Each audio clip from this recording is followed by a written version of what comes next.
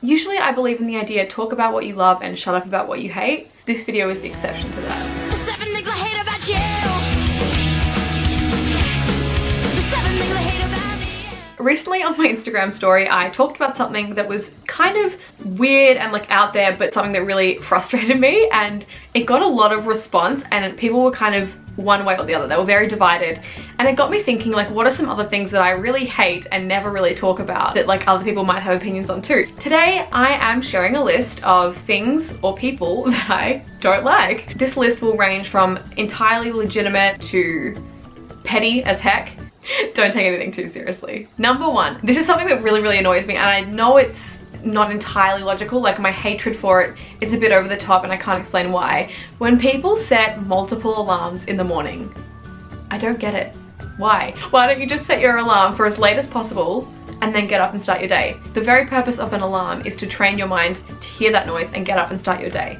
And by pressing snooze, I think you are invalidating alarms, I think you're disrespecting them, and you're training your brain to not listen to that noise and not think, okay, it's time to start my day. You're training yourself to ignore it and say, that means nothing. I'll just press snooze and I can sleep forever.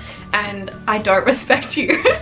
I will say, I have a lot of respect for whoever invented that alarm that wakes you up when you're in the lightest period of like your REM cycle. I think that is genius. Well done. Number 2, people that get on planes as soon as the gate opens. Why do you do that?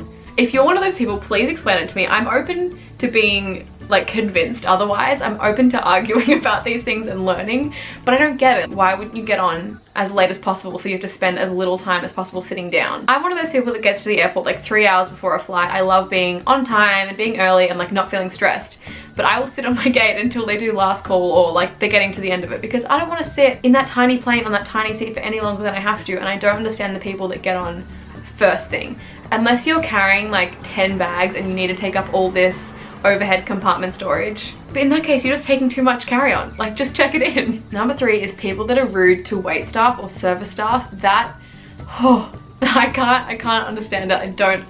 I just don't know why people are like this. It just shows that you've never worked in the service industry and that you don't really respect people that have that job. If I'm out to dinner with someone, like on a date or with friends or with new people, and they disrespect like the server or someone that's trying to help you and someone that's just trying to do their job, I just don't understand it. Manners are really important to me, and just kindness in general, like just being a decent human being to other humans, regardless of their job or what they're doing. And people that don't respect that, I just can't empathize with that mindset. Number 4, the Netflix remake of A Series of Unfortunate Events. I like Neil Patrick Harris, but that was not a good choice. Number 5, people that don't rename their iPhones. I know this is a petty one, but like when you're in a group and you've taken a bunch of photos and you're gonna go airdrop them and send them around, and then all their names come up and it's just iPhone, iPhone, iPhone. I don't know who you are then. Please just rename your phone. It takes maximum 20 seconds to go into your settings and name your phone, and it just makes everyone's life a lot easier. Number 6, Snape apologists. Now, I'm big enough to admit that this used to be me. I used to think that I could sympathize or empathize with Snape and forgive him and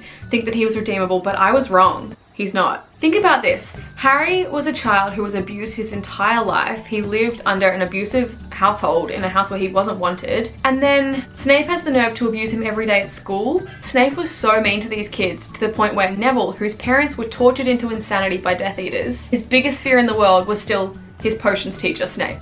Like, that's what his boggart turned into. Neville could have also been the chosen one. Obviously, Voldemort was picking between the two of them after hearing the prophecy, and if he'd chosen Neville instead, Lily would still be alive. So he punishes Neville for that, even though it was not his fault.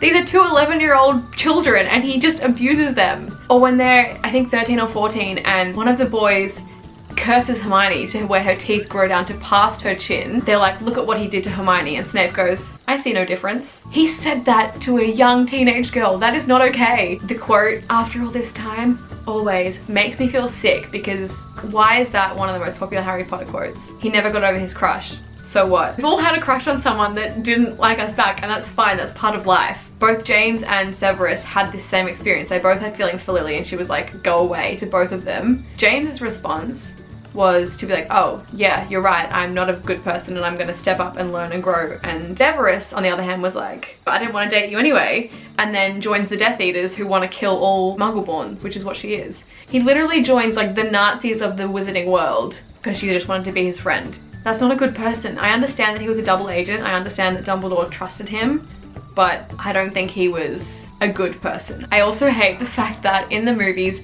Lily and James are portrayed as like 40-year-olds. Like I think these actors are probably in their 40s, yet Lily and James were never older than 21. They never got to be older than I am right now, and yet they look so old in the movie, and that I think really detracts from the tragedy of it all because they were so young when they were murdered. Number 8, Ross Geller. I originally watched Friends as a kid and I thought he was charming and funny and smart, and then watching it again as an adult, you realize there's a lot of things that's just not okay. He won't let his son Ben play with a Barbie doll because he thinks it's too girly. He shames his son's mother for breast milk and calls it disgusting, while he drinks cow's milk, which is a whole other issue, obviously. Or the fact that he won't hire Sandy the nanny, beautifully portrayed by Freddie Prinze Jr., who was wonderfully qualified, easily the best candidate for the job, because he was male.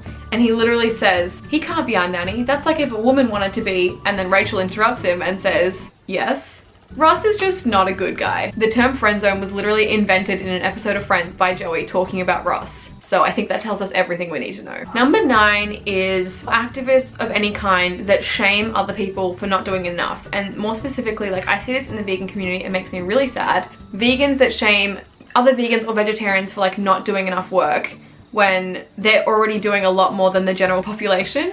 Why wouldn't you encourage that and celebrate that and, you know, have a positive reinforcement to do more actions down the line than being like, oh, you're not good enough, you're not doing enough, or you did this wrong, calling out people. You're only creating more of a divide, and then people that aren't already vegan or vegetarian are going to be so put off by the entire movement.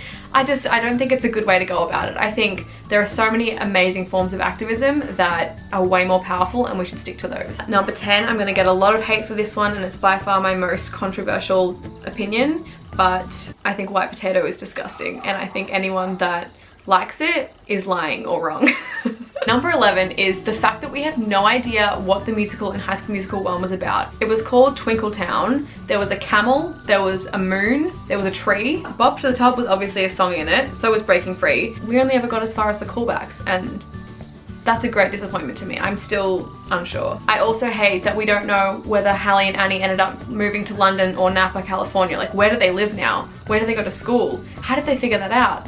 That's a messy situation. We have kind of a sticky situation. What do you mean, sticky situation? Okay, number 12 is the fact that Lizzie McGuire only ever had 2 seasons. I sometimes find that hard to believe because to me it was such a big part of my childhood that it seems it was on for longer, but it only ever got 2 seasons. And yet The Big Bang Theory is still on the air.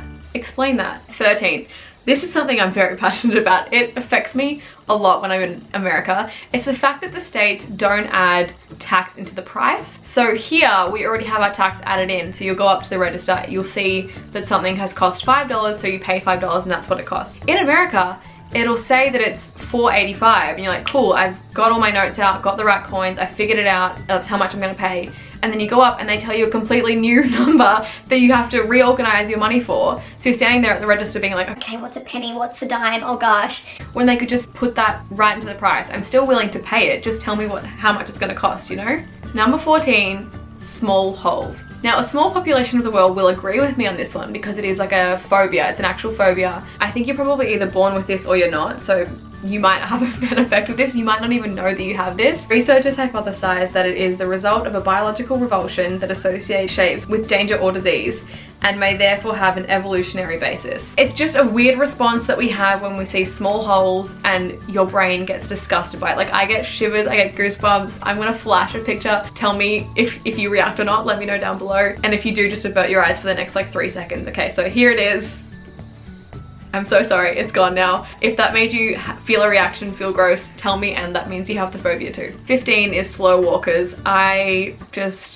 Number 16 is the pressure that society puts on women to like get their pre-baby body back. I think that's so awful. You've just done the most incredible thing and created new life within you. How could we even expect someone to be the same that they were before? They're not the same. They've been through something, they've experienced something. And why would we even then focus on what it looks like when this body has just created life and we're saying, well, she doesn't have her abs back and it's been a year, so clearly Susan's priorities are off. Enjoy your baby, spend time with it, take care of it, and congratulate yourself for being a mother and giving birth. I think that's so incredible. I think that's it though for now. Sorry for complaining so much, guys. If you guys would like to see another video of me talking about things that I love, that would be a lot longer. Just let me know and I'd be happy to do it. Hope you liked this video. Give it a thumbs up if you did, and leave a comment down below. What petty or mundane thing do you hate? What drives you crazy that like you see people doing? We'll laugh about it together. Subscribe to my channel so you can see more videos, and I'll talk to you guys next time. Bye.